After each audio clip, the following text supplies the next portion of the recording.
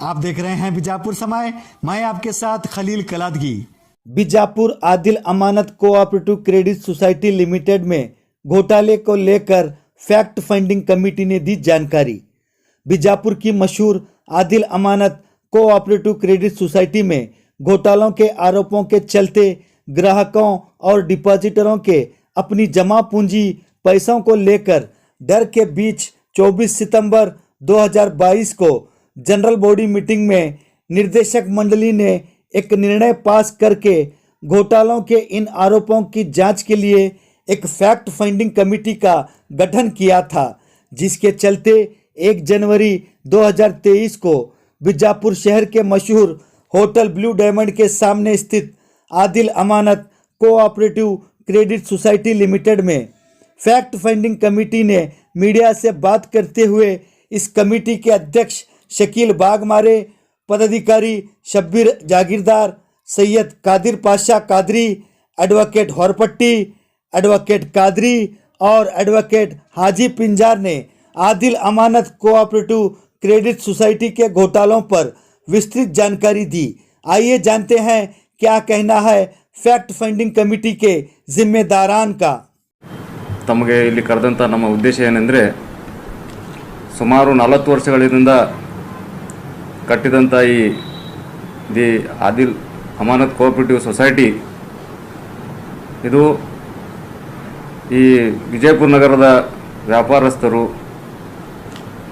ಎಲ್ಲ ಗಣ್ಯರು ಕೂಡಿ ಒಂದೊಂದು ರೂಪಾಯಿ ಜೋಡಿಸಿ ಕಟ್ಟಿದಂಥ ಈ ಬ್ಯಾಂಕ್ನಲ್ಲಿ ಸುಮಾರು 3-4 ವರ್ಷಗಳಿಂದ ಇಲ್ಲಿ ಅವ್ಯವಹಾರಗಳನ್ನು ಆಗ್ತಾ ಬಂದಿದ್ದು, ಅದು ಸ್ವಲ್ಪ ಅಂಥೇಳಿ ಜನರ ಗಮನಕ್ಕೆ ಬಂದಿತ್ತು. ಈ ಕಾರಣದಿಂದ ನಮ್ಮ ಈ ಹಿಂದೆ ನಡೆದಂಥ GB ಮೀಟಿಂಗ್ ಕರೆದು ಅದರಲ್ಲಿ ಈ ಬ್ಯಾಂಕಿನ ಚೇರ್ಮನ್ ಆಗಲಿ ಹಾಗೂ ಅವರೇನು ಸದಸ್ಯರಿದ್ದಾರೆ ಅವರಿಗೆ ಕರೆದು ಎಲ್ಲರ ಮುಂದೆ GB ಮೀಟಿಂಗ್ ಮಾಡಿ ಏನಾಗಿದೆ ಈ ಬ್ಯಾಂಕ್ನಲ್ಲಿ, ನಾವು ಡಿಪಾಸಿಟರ್ಸ್ ಏನು ನಿಮ್ಮ ಹತ್ರ ಡಿಪಾಸಿಟ್ ಇಟ್ಟಿವಿ, ಯಾರು ಪಿಗ್ಮಿ ತುಂಬಿವಿ, ಯಾರು SBI ಅಕೌಂಟ್ನಲ್ಲಿ ಏನು ದುಡ್ಡು ಇಟ್ಟಿವಿ, ಇಂದು ನಾವು ಸರಿಯಾಗಿ ಬ್ಯಾಂಕಿಗೆ ಬಂದಾಗ ನಮಗೆ ಬೇಕಾದಾಗ ದುಡ್ಡನ್ನು ಕೇಳಿದಾಗ ನೀವು ದುಡ್ಡು ಕೊಡ್ತಾ ಇಲ್ಲ, ಏನಾಗಿದೆ ಅಂಥೇಳಿ ಕೇಳಿದಾಗ ಆಗ ಇವರೆಲ್ಲ ಜನ ರೊಚ್ಚಿಗೆದ್ದು ಏನು ಡಿಪಾಸಿಟರ್ಸ್ ಇದ್ದಾರೆ ಅವರೆಲ್ಲ ರೊಚ್ಚಿಗೆದ್ದಾಗ ಆಗ ಅವರು ನಾನು ಮಾಡಿಲ್ಲ ನೀವು ಮಾಡಿಲ್ಲ ಅಂಥೇಳಿ ಸ್ವಲ್ಪ ಹಿಂದೆ ಆಗ್ತಾಯಿದ್ರು.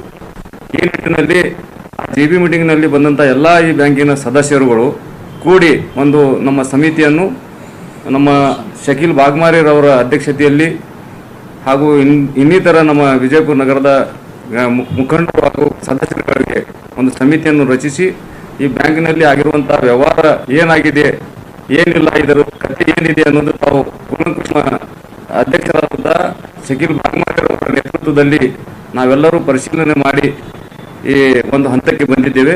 ಈ ಕುರಿತು ನಮ್ಮ ಅಧ್ಯಕ್ಷರಾದಂಥ ಶಕೀಲ್ ಬಾಗ್ಮಾರಿರವರು ತಮಗೆ ವಿವರವಾದ ಮಾಹಿತಿಯನ್ನು ಕೊಡ್ತಾರೆ, ಅವರ ಜೊತೆ ಕೇಳಬೇಕು.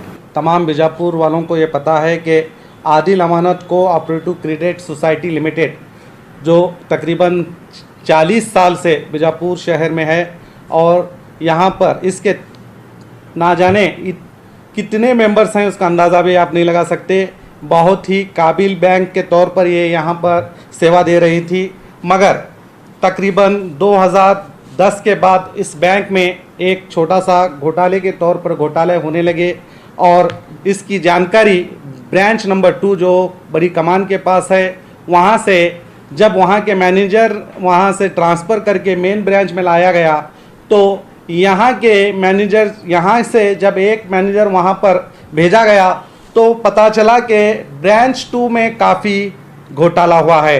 काफ़ी घोटाला मतलब मेन ब्रांच अधिकारियों के मुताबिक आपको मैं बता दूं कि टोटल 8,59,77,863 यानी तकरीबन 8.5 करोड़ का घोटाला ब्रांच नंबर 2 में हुआ है। इसकी हमें जानकारी खुद ब्रांच के अधिकारियों ने दी है। आपको बता दूं ये घोटाला किस तरह हुआ। जब हमने इसकी इन्वेस्टिगेशन शुरू की, जो हमारी 11 लोगों की टीम इस जांच के लिए हमें सौंपा गया तो हमने जांच की तो पता चला कि फेक FD के तहत ये काम किया गया है। मगर इसकी पूरी तरह से इन्वेस्टिगेशन जो AR है यहाँ की, वो AR 64 के तहत शुरू हो चुकी है। हमने खुद पूरे कमेटी वालों ने मिलकर AR से मुलाकात की, DR से मुलाकात की करके इस बैंक की इन्वेस्टिगेशन को हमने शुरू किया है, जो 64 के तहत फिलहाल 1 महीने से शायद शुरू हो चुकी है। पूरी तरह से रिपोर्ट आनी बाकी है, जब भी इस ब्रांच 2 का सच आएगा। और रही बात, आपको ये भी जानकारी दूं कि जब हमने मेन ब्रांच की भी जानकारी लेने की कोशिश की तो हमें घोटाला देखने को मिला। फेक RTGS के तहत तकरीबन 29 लाख के ऊपर का घोटाला यहाँ पर भी हमें देखने को मिला। और अगर सच में अगर इन्वेस्टिगेशंस पूरी होगी तो ये भी घोटाला हो सकता है, ज़्यादा होगा। और आपको ये भी जानकारी दूं कि इसी तरह ब्रांच 1, ब्रांच 2 और मेन ब्रांच के मुताबिक अगर हम देखेंगे तो CB शॉर्ट मतलब ये होता है, अगर आप मान लीजिए आज 5 लाख या 10 लाख रुपए बैंक में जमा हैं, जैसे ही जमा होते हैं तो बैंक के डायरेक्टर्स या मैनेजर जो भी हो आएंगे तो 2 लाख रुपए लाओ, यानी 2 लाख रुपए लेते हैं, हम कल देंगे करके बोलते हैं। इस तरह से बिना बैंक रिकॉर्ड के मुताबिक तकरीबन 56 लाख के अबाव ये घोटाला किया गया है। 56,56,301 का घोटाला CB शॉर्ट में हुआ है। जब हमने कमेटी इस पर इन्वेस्टिगेशन करने लगी तो तकरीबन कुछ हद तक ये अमाउंट रिटर्न बैंक को भी दिया गया है कमेटी आने के बाद, आपको मैं बता दूं। और इसी तरह सबसे बड़ा एक और घोटाला यहाँ के पूरी कमेटी ने मिलकर किया है, वो है कि कमेटी के कुछ मेंबर हजरात भी MTL लोन जो होता है, तकरीबन 10 लाख का MTL लोन होता है। इस 10 लाख के MTL लोन में जो प्रॉपर्टी के तहत यानी बोझा बटाकर प्रॉपर्टी दी जाती, लोन दिया जाता है, उस लोन में ये बिना बोझे के यानी किसी तरह का बोझा ना बनाकर बटाकर ये लोग लोन ले चुके हैं। इस तरह के भी हमें यहाँ पर डायरेक्टर्स के और डायरेक्टर्स के फैमिली का और यहाँ के स्टाफ्स का भी हमें मामला देखने को मिला। तो इसमें भी इन लोगों ने एक बड़ा सा घोटाला किया गया है। जब हमने इनसे पूछा कि आपने क्यों जब लोन लिया है तो क्यों नहीं MTL में क्यों नहीं बोझा चढ़ाया, तो वो हमें जवाब देने में नाकाम रहे। तो इस तरह से इस बैंक का घोटाला MTL में, फेक RTGS में तकरीबन अगर हम बात करेंगे तो टोटल बैंक अधिकारियों के मुताबिक मैं आपको बता दूं 9,11,26,014 रुपए का घोटाला इन्हीं के मुताबिक हमें बताया गया है। लेकिन अगर सच में AR पूरी ईमानदारी के साथ इस 64 इंक्वायरी करें, अगर सच में AR पूरे ईमानदारी के साथ 64 इंक्वायरी के तहत जो काम अब शुरू हो चुका है अगर वो करेंगे तो ऐसा लगता है कि ये घोटाला 9 करोड़ का नहीं बल्कि इससे भी ज्यादा का हो सकता है। तो सीधे बैंक कमेटी यानी बैंक जो GB मीटिंग जो चल रही थी, GB मीटिंग में जो बैंक के मेंबर्स हजरात जो हमें जिम्मेदारी दी थी कि इस बैंक की हकीकत को सामने लाएं, तो हमारे मुताबिक इस बैंक के अंदर सच में घोटाला हुआ है। खुद बैंक का स्टाफ ने भी ये बात मानी है, खुद डायरेक्टर्स ने भी ये बात मानी है। और आपको ये भी बता दें कि हमने भी पूरी ईमानदारी के साथ इस बैंक का घोटाले की इन्वेस्टिगेशंस की और हमारे मुताबिक भी हमने अब तक की जो भी जानकारी जो किस तरह से इस बैंक में घोटाला हुआ ये भी बताने की कोशिश की। और आपको बता दूं, अगर जल्द से जल्द सरकार इस पर एक्शन नहीं लेगी तो ये घोटाला हमें लगता है कि ये कम नहीं उल्टा बढ़ेगा। तो हमने इसके ऊपर ये कमेटी ज़्यादातर एक्शन नहीं ले रही। जो ब्रांच नंबर 2 के जो मैनेजर थे उन्हें सस्पेंड किया गया है। फिलहाल तकरीबन वो 6 महीने से सस्पेंड चल रहे हैं शायद, तो सस्पेंड किया गया है। और रही दूसरी बात, ब्रांच नंबर मेन ब्रांच है, यहाँ के जो मैनेजर थे आपको बता दूं कि वो रिटायरमेंट हो गए, उसके बाद भी उनको रिटर्न लिया गया। देखिए सोचने वाली बात है, जब मेन ब्रांच के जो मैनेजर थे उनके ऊपर यहाँ तक कि वो भी MTL लोन ले चुके हैं, मगर उनका भी घर पर कोई लोन पर कोई बोझा नहीं बैठाया गया। और वो RTGS, फेक RTGS तकरीबन 30 लाख का उन्होंने फेक RTGS किया है। उसके बावजूद भी कमेटी उन पर कोई एक्शन नहीं लेती और रिटायरमेंट कर देती है। तो सोचिए, कहीं ना कहीं हमें लगता है कि पूरे कमेटी के मेंबर्स और स्टाफ्स यानी कि मैनेजर्स मिले हुए हैं और मिलकर इस बैंक को लूटा गया है। मगर हम यही चाहते हैं कि इस पर कानूनी कार्रवाई हो, एक्शन हो। जो मेंबर्स हैं, जो बैंक के मेंबर्स हैं, जिन्होंने इस बैंक पर भरोसा करके अपनी FD हो, हर तरह की जो भी उन्होंने अपना पैसा रखा है, उन्हें पूरी तरह से वो पैसा रिटर्न हो। तो इसी के लिए कमेटी ने यह निर्णय लिया कि जो बैंक की कमेटी है, जो चुनकर आई है, वो कमेटी एक्शन नहीं ले रही है। तो जब जो जनता ने हमारे ऊपर जो विश्वास रखा है, विश्वास के मुताबिक हमारा भी फर्ज बनता है, तो हमने सोचा कि क्यों ना हम भी इन पर कानूनी कार्रवाई करने के लिए इनके खिलाफ शिकायतें दर्ज कराएं। तो हमने, आप देख सकते हैं मेरे हाथ में ये अर्जीनामा है, इसमें पूरी तरह से समझिए कंप्लीट नामा है। तकरीबन हमने 20 लोगों को इसकी जानकारी दी है कि बैंक में किस तरह से घोटाला किया गया, किसने किया, कैसे हुआ।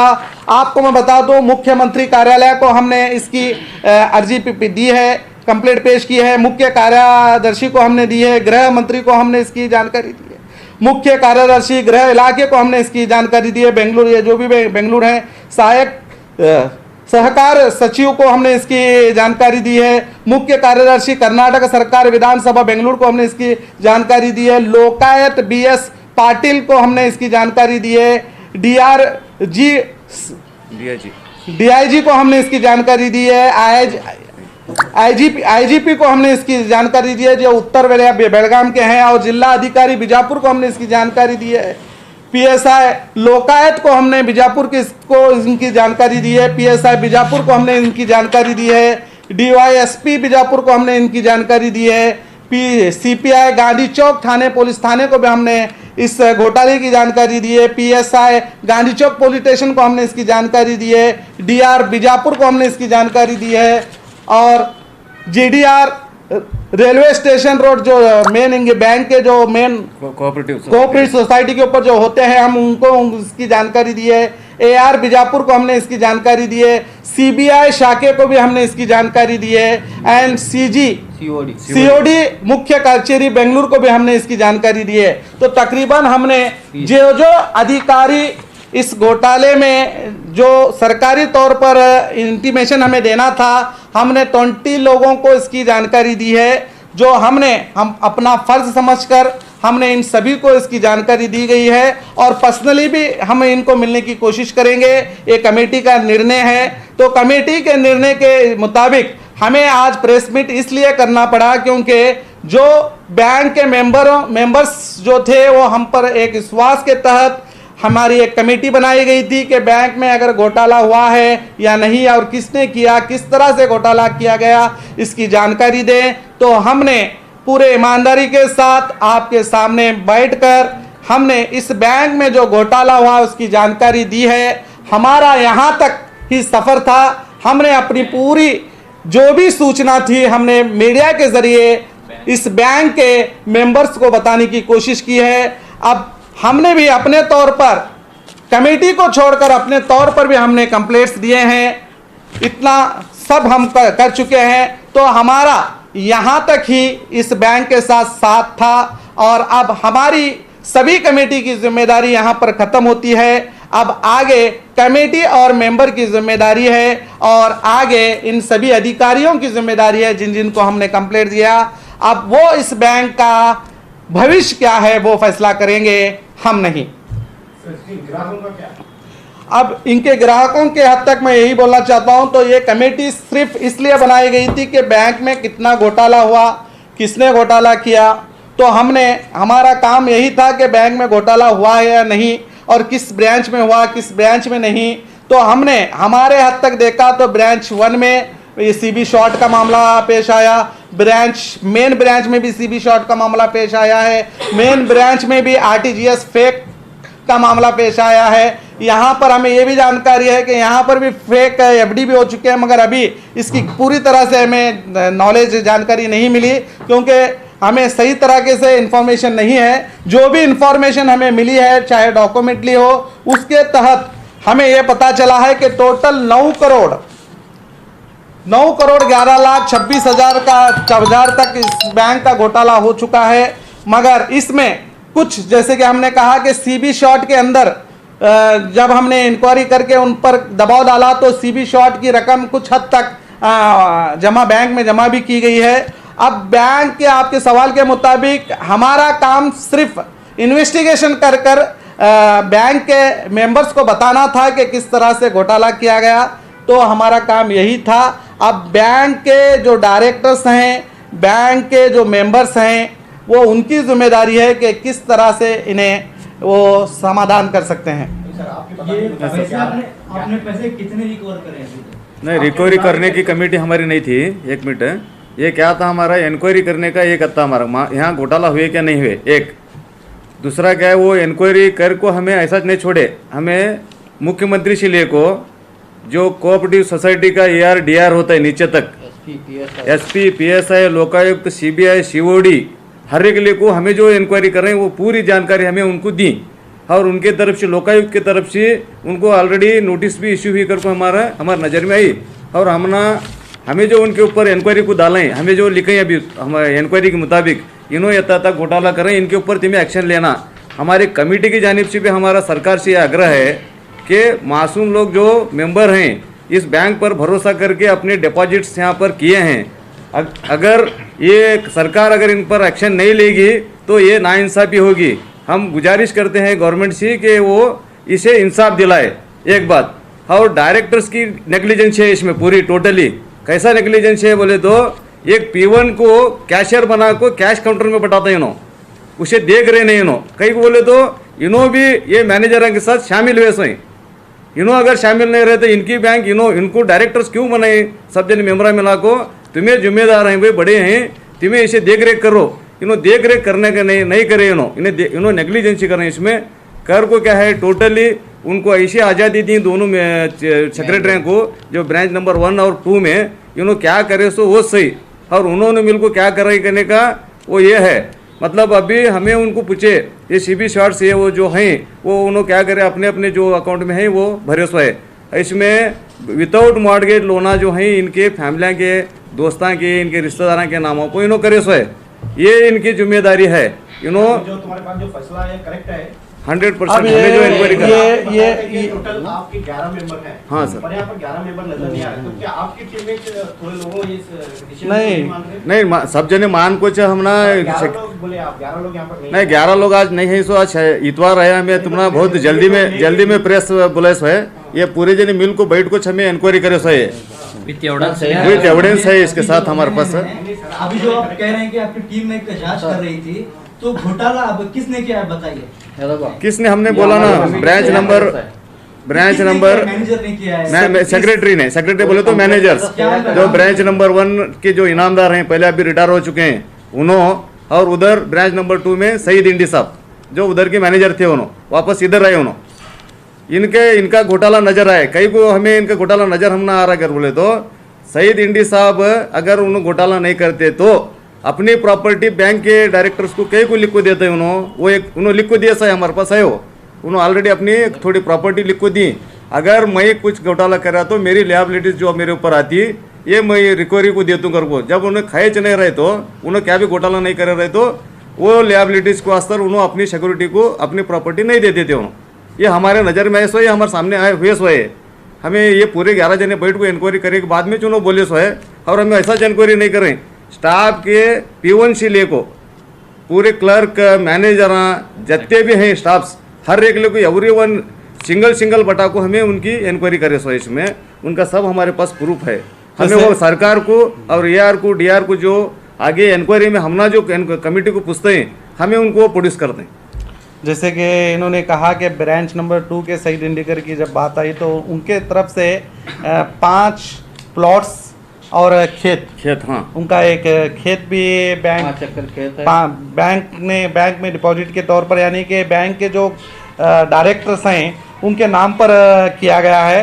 अगर इन्वेस्टिगेशंस में अगर वो ये साबित होता है कि उन्होंने घोटाला किया है तो वो उस पर इंक्वायरी फ्लैश करके लिया जाएगा। इसी तरह मेन ब्रांच के इनामदार जो मैनेजर हैं उनकी भी एक घर है उनका, उसकी भी लेने की हमने ये उनको राय दी है कि उनका घर बैंक के नाम पर करें, तो वो भी डायरेक्टर्स लेने की बात कर रहे हैं, लेकिन अभी तक बैंक के नाम पर नहीं किया गया है। डिपॉजिटर्स जो हैं, जो पैसे रखने वाले हैं, समझो एसडी में या डिपॉजिट में, पिगमी को समझ को उनको क्या भी होगा अगर को लोग यहाँ पैसे रखे सो है, ये डिपॉजिटर ये पैसे ले को क्या कर रहे हैं, अभी जो कमेटी है, बैंक है, कौन भी है, इन्होंने लोना भी दी।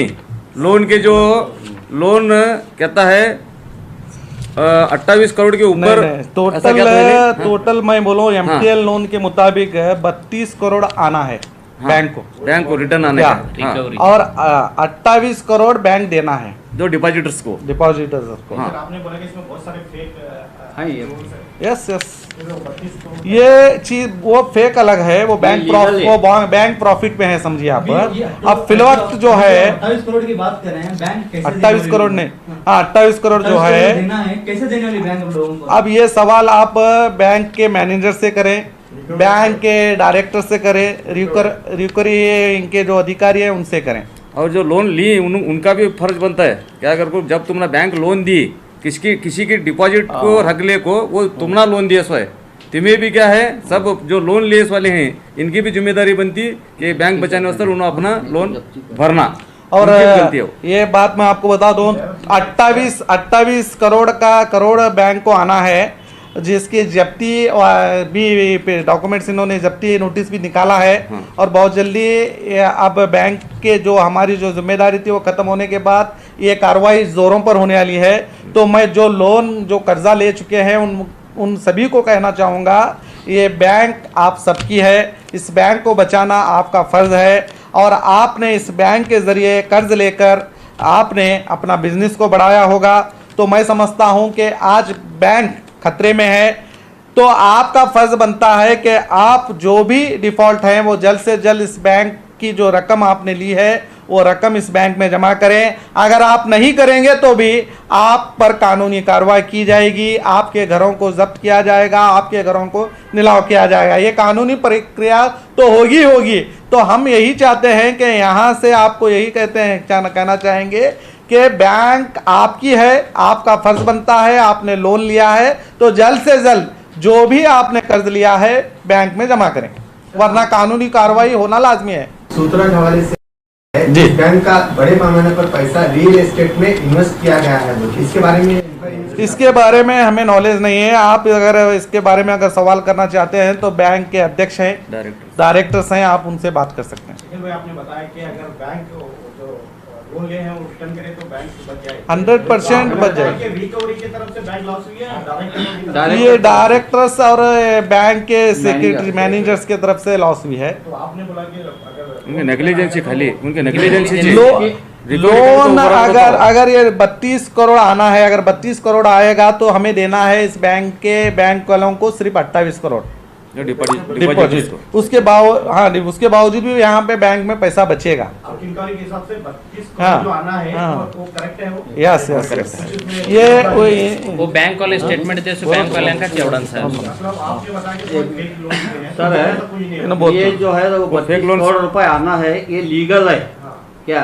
28 करोड़ देना ये भी लीगल है। जो फ्रॉड हुए मिनिमम 20 करोड़ तक अंदाजा हमने लगे सही है, उन्होंने लीगल क्या है यहाँ हमने लिखो दी 8.5 करोड़ रुपए मैनेजर खुद बैंक के मैनेजर थे, जो हम जो डाटा आपको बोल रहे हैं ब्रांच नंबर 2 से ये मैनेजर लिखो दिया इतना फ्रॉड है, इससे ज्यादा है तो हमने अंदेशा है। तो बैंक फायदे में रहती थी और इतना ज्यादा, हाँ 32 से ज्यादा जो बची हुई रकम वो 32 करोड़ है। 32 हाँ फ्रॉड होगी भी बैंक लॉस होने का सवाल है, बैंक खत्म नहीं होगी। और ये बैंक का अगर रिकवरी हो जाएगी तो बैंक 100% सेफ है, मगर बैंक में हकीकतन घोटाला हुआ है। जो बैंक में घोटाला जो आपके सामने आया उन पर आप क्या कार्रवाई करेंगे?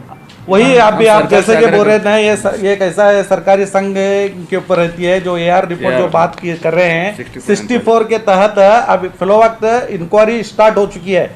जैसे ही 64 के तहत इंक्वायरी शुरू होगी, जो डाटा अब हम एग्जाम्पल हमें बैंक के अधिकारियों ने हमें डाटा दिया कि ब्रांच नंबर 2 में इतना घोटाला हुआ है करके, तो उनके हिसाब से ये एआर की जब रिपोर्ट आएगी, अब ये बैंक के बोला इतने करोड़ का हमें वहाँ पे ब्रांच 2 में घोटाला हुआ करके ये हमें इन्फॉर्मेशन बैंक के अधिकारियों ने ही दी है एग्जाम्पल।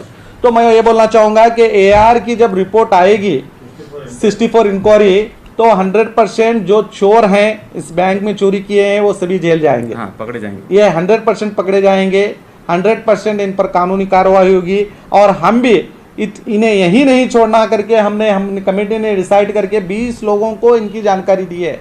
यहाँ तक ने हमने सीबीआई को भी इसकी जानकारी दी है, लोकायत को इनकी जानकारी दी है, सीओडी को इनकी जानकारी दी है, ताकि बैंक में जो घोटाला इन्होंने किया है वो घोटाला बैंक में रिटर्न आए, वहाँ जो बैंक का पैसा इन्होंने खाया है वो बैंक में रिटर्न आए और इन पर कानूनी कार्रवाई की जाए। और रही बैंक की, मैं सभी मेंबर से भी यही कहूँगा कि बैंक यहाँ पर ख़त्म नहीं होगी। बैंक में अगर जो पैसा जो आने वाला है, अगर रिकवरी उसकी स्टार्ट कई महीनों से बंद थी, तो अब जल्द से जल्द ये लोग रिकवरी भी स्टार्ट करने वाले हैं। और कई लोगों को जो भी प्रॉपर्टी जो एमटीएल लोन लिए हैं उन पर उनको नोटिस भी दिया गया है जब्ती का। अगर वो जल्द से जल्द बैंक में पैसा जमा नहीं करेंगे तो अब उनके घर भी नीलाव हो सकते हैं। अगर डायरेक्टर्स हैं तो उनका भी होता है, खुद डायरेक्टर भी अगर लोन लिए हैं उनको भी, उनके ऊपर भी कानूनी कार्रवाई होने वाली थी। फर्स्ट कानूनी कार्रवाई उन्हीं के तरफ से स्टार्ट करे तो बहुत अच्छा। और हमें कमेटी वाले इतने को उनको छोड़ने वाले नहीं हैं, या बोले तो इतना नहीं छोड़ते, हमें ऑलरेडी कंप्लेनेंट्स हैं इसमें। हमारे पास जो इन्फॉर्मेशन है, जरूरत पड़ी सीबीआई कहाँ भी जाकर देना पड़ा तो हम देंगे, मगर ये जो कस्टमर हैं, यहाँ के जो मेंबर्स हैं, इनके साथ हम खड़े रहेंगे पूरी कमेटी वाले, और इनको इंसाफ दिलाने काम हम करेंगे। जो बैंक के मेंबर्स हैं, जो यहाँ पर एफडी रखे हैं, काफी सारे लाख करोड़ों में पैसे रखे हैं लोग, तो उन लोगों का पैसा कैसा दिया जा रहा है। अब मेरे सामने यहाँ पर जो हमारे वकील साहब बैठे हैं, इन्हीं का भी पैसा था, तो उन्हें भी जरा करके दिया जा रहा है। जैसे जैसे लोन रिकवरी हो रही है उन लोगों को दिया जा रहा है। मान लीजिए ಇವತ್ತು ಈ ಎಲ್ಲ ನಾವು ಆದಿಲ್ ಅಮಾನತ್ ಕೋಆಪರೇಟಿವ್ ಕ್ರೆಡಿಟ್ ಸೊಸೈಟಿಯ ಬ್ಯಾಂಕ್ನಲ್ಲೇ ಪತ್ರಿಕಾಗೋಷ್ಠಿ ಕರೆಯುವ ಮೂಲ ಉದ್ದೇಶ ಏನಿದೆ ಅಂತಂದ್ರೆ, ಇತ್ತೀಚೆಗೆ ಬಿಜಾಪುರ ನಗರದಲ್ಲಿ ಒಂದು ಸುದ್ದಿ ಹಬ್ತಾ ಇತ್ತು. ಅದು ಏನಿದೆ ಅಂತಂದ್ರೆ, ಆದಿಲ್ ಅಮಾನತ್ ಬ್ಯಾಂಕ್ನಲ್ಲಿ ಬಹಳಷ್ಟು ಘೋಟಾಲೆ ಆಗಿದೆ ಮತ್ತು ಬ್ಯಾಂಕ್ ಸೊಸೈಟಿ ದಿವಾಳಿ ಆಗುವ ನಿಟ್ಟಿನಲ್ಲಿ ಇದೆ ಅನ್ನುವಂಥದ್ದು ಒಂದು ಊಹಾಪೋಹೆಗಳನ್ನು ನಗರದಲ್ಲಿ ನಡೆದಿದ್ದರಿಂದ ಮತ್ತು ಗ್ರಾಹಕರಲ್ಲಿ ಒಂದು ಭಯಭೀತದ ವಾತಾವರಣ, ಠೇವಣಿ ಇಟ್ಟಿದ್ದ ಠೇವಣಿದಾರರಿಗೆ ಭಯಭೀತದ ವಾತಾವರಣ ಸೃಷ್ಟಿಯಾಗಿತ್ತು. ಆದರೆ ದಿನಾಂಕ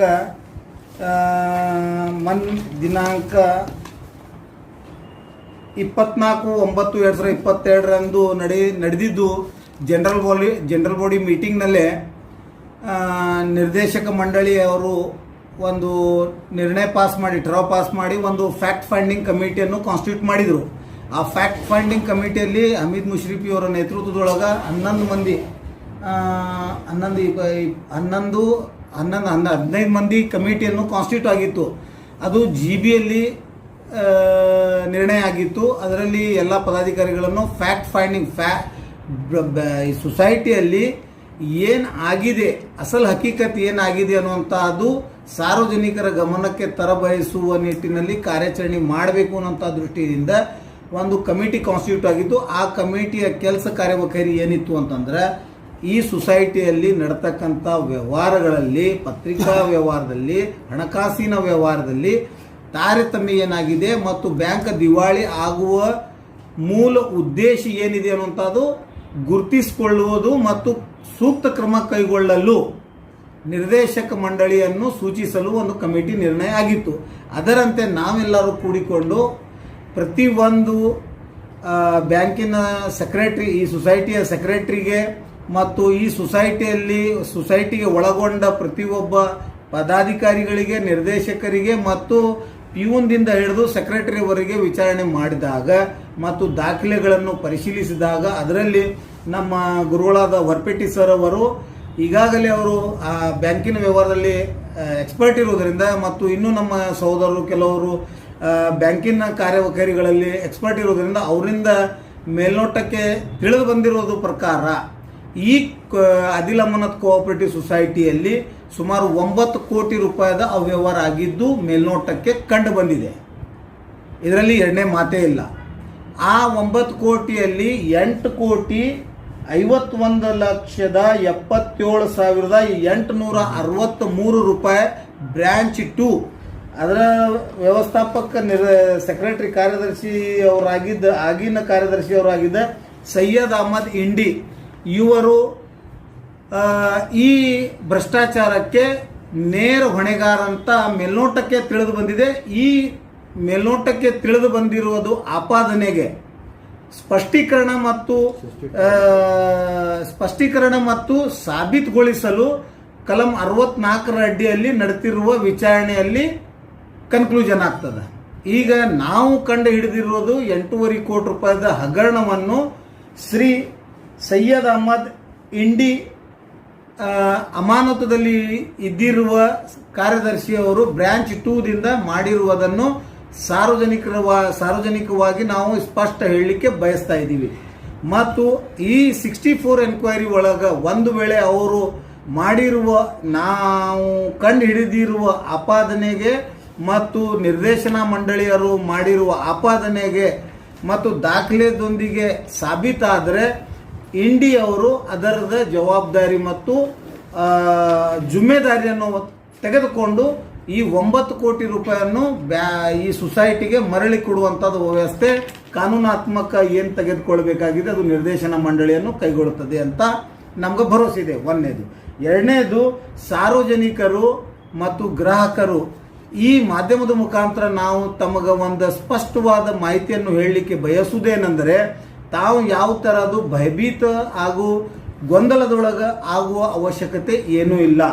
ಬ್ಯಾಂಕ್ ಈ ಸೊಸೈಟಿಗೆ ಯಾವುದೇ ಥರದ್ದು ಜಖಮ್ ಅಥವಾ ನುಕ್ಸಾನ್ ಆಗಿರುವುದಿಲ್ಲ.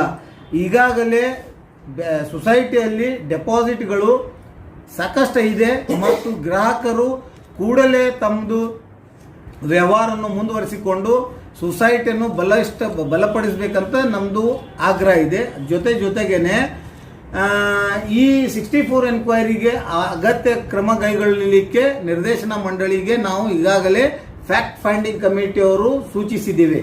ಮತ್ತು ಅದರ ಜೊತೆಗೇನೆ ನಿರ್ದೇಶನ ಮಂಡಳಿ ಈ ಸೊಸೈಟಿಯ ನಿರ್ದೇಶನ ಮಂಡಳಿಯವರು ಈ ಸೊಸೈಟಿಯ ಅಧಿಕಾರವನ್ನು ದುರುಪಯೋಗಪಡಿಸಿಕೊಂಡು ತಮ್ಮ ಕುಟುಂಬದ ಸದಸ್ಯರ ಹೆಸರಿನಲ್ಲಿ ಮತ್ತು MTL ಲೋನ್ನಲ್ಲಿ ಮತ್ತು ಹಲವಾರು ಲೋನ್ಗಳಲ್ಲಿ ಸಾಕಷ್ಟು ದುಡ್ಡನ್ನು ಎತ್ತಿ ಅದನ್ನು ಮಾರ್ಟ್ಗೇಜ್ ಮಾಡಲಾರದೆ ಸಾಲವನ್ನು ಪಡೆದಿದ್ದಾರೆ. ಆದರೆ ಅವರು ಆಸ್ತಿಗಳನ್ನು ಸೊಸೈಟಿಗೆ ತೋರ್ವತ್ತಿ ಪತ್ರ ಮಾಡಿ ಆ ಸೊಸೈಟಿಗೆ ಅವರು ಹಸ್ತಾಂತರಿಸಿರುವುದಿಲ್ಲ ಮತ್ತು ಅವರು ಪಾಣಿ ಉತಾರಿ ಒಳಗೆ ಸೊಸೈಟಿಯ ಬೋಜವನ್ನು ಏರಿಸಿರುವುದಿಲ್ಲದ ಒಂದು ಅಪರಾಧ ಮೇಲ್ನೋಟಕ್ಕೆ ಕಂಡು ಬಂದಿದೆ.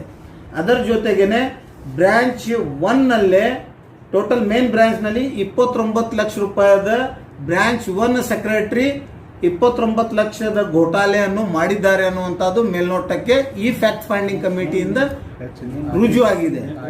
RTGS ಮೇನ್ ಬ್ರಾಂಚ್ RTGS ವ್ಯವಸ್ಥೆಯಲ್ಲಿ 29 ಲಕ್ಷವನ್ನು ಇವರು ಗೋಲ್ಮಾಲ್ ಮಾಡಿದ್ದಾರೆ ಅಂತ ಮೇಲ್ನೋಟಕ್ಕೆ ರುಜು ಆಗಿದೆ.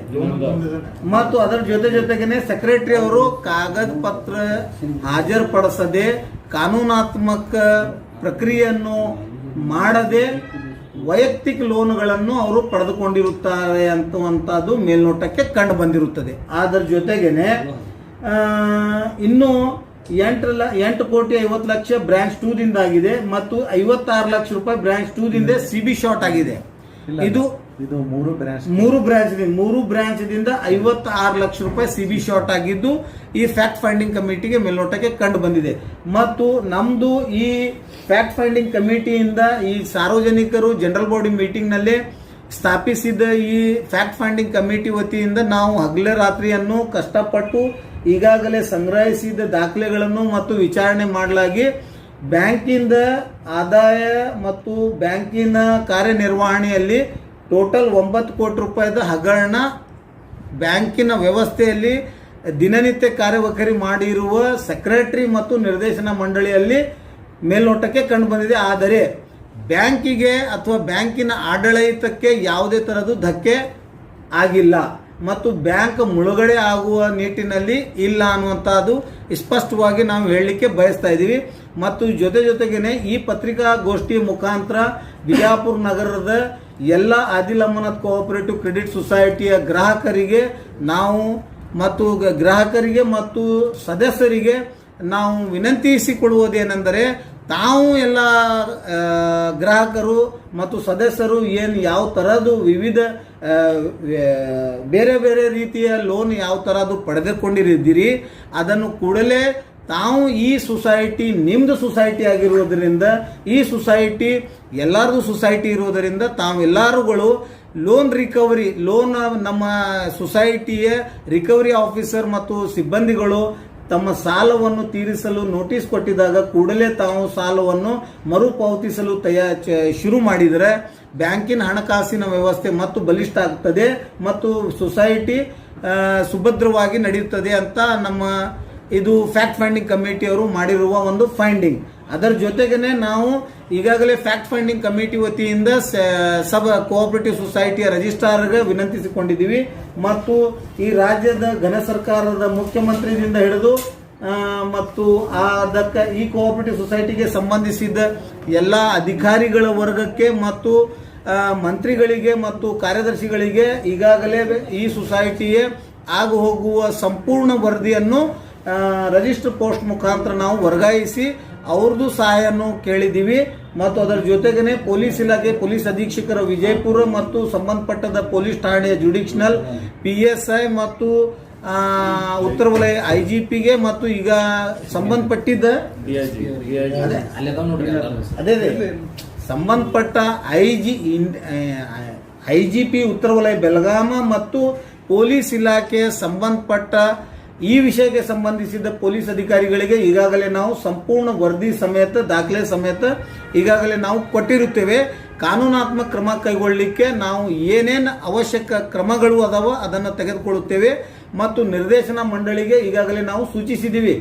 ಯಾವುದೇ ಕಾನೂನಾತ್ಮಕ ಕ್ರಮ ಕೈಗೊಳ್ಳುವಲ್ಲಿ ನಿರ್ದೇಶನ ಮಂಡಳಿಯನ್ನು ಬೇಜವಾಬ್ದಾರಿ ತಾರತಮ್ಯವನ್ನು ನಿರ್ವಹಿಸಿದರೆ ಕೂಡಲೇ ಆ ನಿರ್ದೇಶನ ಮಂಡಳಿ ಮೇಲೇನೂ ಪ್ರಕರಣ ದಾಖಲು ಮಾಡಲು ನಾವು ಫ್ಯಾಕ್ಟ್ ಫೈಂಡಿಂಗ್ ಕಮಿಟಿಯವರ ಅಧಿಕಾರವನ್ನು ಪಡೆದುಕೊಂಡಿರ್ತೇವೆ ಅಂತ ಅವರಿಗೂ ಗಮನಕ್ಕೆ ಗೊತ್ತಿದೆ. ಮತ್ತು ಇದರ ಜೊತೆಗೇನೆ ಸಾರ್ವಜನಿಕರಿಗೂ ತಿಳಿಸಲಿಕ್ಕೆ ನಾವು ಮುಂದಾಗಿದ್ದೀವಿ. ಏನಂತಂದ್ರೆ, ಈ ಸೊಸೈಟಿಯನ್ನು ಉಳಿವಿಗಾಗಿ ತೆಗೆದುಕೊಳ್ಳಬೇಕಾದ ಯಾವುದೇ ಕ್ರಮ ಮತ್ತು ಯಾವುದೇ ಅಧಿಕಾರಿಗೆ ನಾವು ಸಂಪರ್ಕಿಸಬೇಕಾಗಿರುವುದು ಇದ್ದಲ್ಲಿ ನಾವು ಅವರನ್ನು ಸಂಪರ್ಕಿಸಿ ಮತ್ತು ದಾಖಲೆಗಳನ್ನು ಹಾಜರುಪಡಿಸಿ ಈ ವ್ಯವಸ್ಥೆಗೆ ನಾವು ವ್ಯವಸ್ಥೆಯನ್ನು ಮಾಡಿ ಮತ್ತು ಈ ಸೊಸೈಟಿಯನ್ನು ಚಲೋ ಹೊತ್ನಾಗಿ ನಡೆಯುವಂತಹದ್ದು ಸಂಕಲ್ಪವನ್ನು ಮಾಡಿ ಮತ್ತು ಯಾವುದೇ ಸೊಸೈಟಿಗೆ ಧಕ್ಕೆ ಆಗಲಾರ್ದಂತೆ ನೋಡಿಕೊಳ್ಳಲು ಕಾಯಂ ಶಾಶ್ವತ ಈ ಫ್ಯಾಕ್ಟ್ ಫೈಂಡಿಂಗ್ ಕಮಿಟಿಯನ್ನು ಕೆಲಸವನ್ನು ನಿರ್ವಹಿಸುತ್ತದೆ ಅನ್ನುವಂಥದ್ದು ಮಾತ್ರ ಈ ಮಾಧ್ಯಮದ ಮುಖಾಂತರ